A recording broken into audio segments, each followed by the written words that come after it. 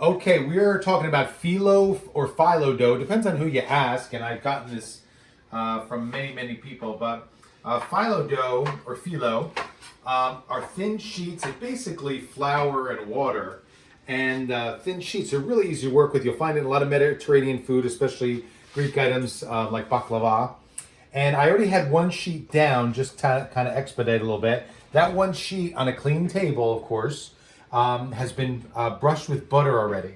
Now I'm going to put the next layer down and brush this with butter. Now there's tons and tons of things you can do. Obviously, it's worth looking on the internet for all the items you can make with phyllo. And the butter is, I think, important. We've also made a version that you'll see in a second with just oil, with this olive oil spray, because we have a vegan joining us today, and we want to make sure that they can enjoy some of this too. So all of this basically, you don't have to overdo it, but a nice light layer, because what's going to happen is it's going to add a lot of flavor to this very plain flour concoction.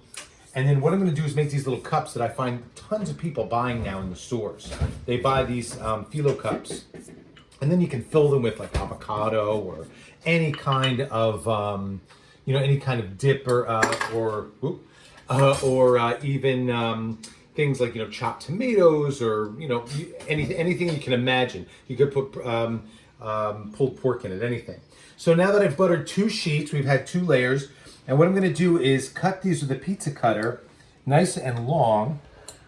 And I have the squares coordinated so that they're going to fit onto this pan. Okay? Now, one thing about working with this is that if you're going to work with it, you need to work with it kind of fast. And you also need to make sure that any phyllo that you have waiting to go is under a damp towel, a moist towel with just a little bit of water on it, because this will dry up like paper and will crumble so quickly. So what I'm doing to make these little cups, okay, very simple exercise, is I take the two layers and I take another set and I kind of cross them over, and then I just gently press them in. Now I've already sprayed into these mini cup tins, and all I'm going to do is kind of press them down, and these are going to go into the oven at 400 degrees for about, I'd say about 10 minutes. I'll take a look at them, see how our oven is doing today. But probably about 10 minutes. When they come out, they are super crispy, and you can just fill them with anything that you want.